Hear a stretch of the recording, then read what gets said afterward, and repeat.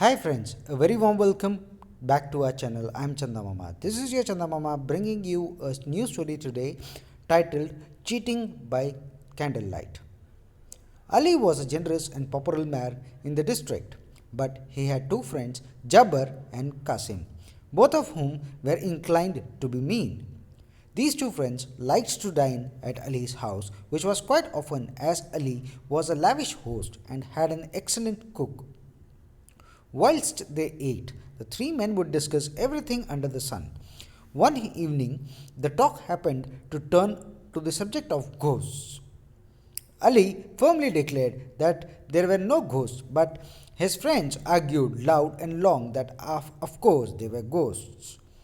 After considerable arguments, Ali was challenged by his friends to test his convictions for a wager. Finally, it was agreed that on the night of the next new moon, Ali was to spend the whole night in the graveyard, which was on the top of a nearby hill.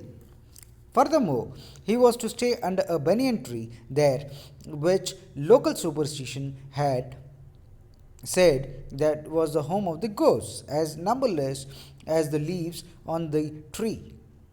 And finally, it was laid down that Ali was not to have any light and must spend the entire night in the darkness of the graveyard. If Ali passed this test, which his friends would make sure that he could not, they promised to treat Ali to a grand dinner. If, on the other hand, Ali failed, then he was to provide his friends with a meal comprising of not less than 20 courses. On the night of the new moon, after an early dinner at Ali's house, the three men set out for the graveyard. Arriving at the graveyard, they had no difficulty in finding the ghostly banyan tree, and it was certainly a dismal place for anyone to spend that night. The two friends, Jabbar and Qasim, quickly searched Ali to make sure that he was not carrying candles and matches, then hurried away with the promise to come back at daybreak to see how Ali had fared. After they had all gone, Ali took of the string of beads which he wore around his neck, spread a cloth on the ground, and turned it to the west, and knelt and prayed to Allah. By the time Ali had finished his prayers, it was quite late in the night. In the distance, a jackal started to howl. Then other jackals joined in the chorus. Above his head, an owl dismally hooted, and the graveyard seemed to be full of unearthly sighs and rustlings. Ali began to get scared, but calling loudly on Allah to protect him, he sat down under the tree and closed his ears to the noises around him. From where he sat, Ali could see the town below, with the lights in the houses going out one by one as the occupants went to bed, until at last there was a total darkness. But in one house there was a lighted candle in the window, shining out into the night. Ali watched this tiny light for hours and wondered why the people in that house should be awake at this time of the night. He waited a long time to see this light to go out, but he began to feel drowsy, and soon afterwards he fell into a deep and dreamless sleep. When Ali wakened, it was broad daylight, the birds were singing in the trees, and his two friends had already arrived. Ali rubbed his eyes, stretched his limbs, and in his heart was thankful to the merciless Allah for protecting him throughout the night. After greeting his friends, Ali exclaimed, "By the grace of Allah, I have won." But his friends Jabbar and Qasim were evidently in no mood to concede that Ali had won the wager, and they started asking him questions. "Brother, were you in complete darkness?" queried Qasim. "Yes," replied Ali. "Are you sure?" asked Jabbar with a sly grin. Was there not a lighted candle in the window of one of the houses?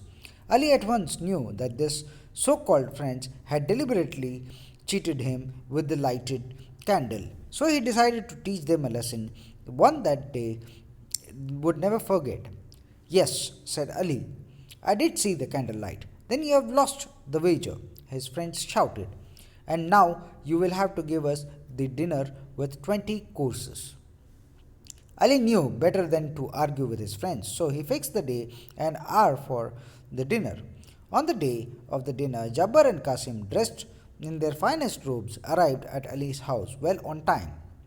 Ali, as usual, received them warmly and took them into the big hall. They talked for hours, but there was no sign of any food. At last, The pangs of hunger made them forget their manners and asked Ali when the food was coming. A 20 course dinner takes a long time to prepare, said Ali, so you must be patient. The friends waited and waited, but still there was no sign of any food, and Ali seemed quite content to just sit and talk. Finally, the friends grew suspicious and told Ali they wanted to go to the kitchen to see for themselves what was happening about the food. So Ali took his friends to the kitchen. What did Jafar and Qasim find there? The cook was sitting in front of the stove on which there was placed a big brass pot, but only one small candle was burning inside the stove. The two friends could not hide their disappointment and shouted at the cook, "You fool! How can you cook a big dinner with the heat from just one candle?" Ali turned to his friends and quietly said, "Brothers, do not be angry with the cook. If a candle at the foot of a hill can provide light to a man on the top of the hill, why cannot a candle under a pot cook the food in it?"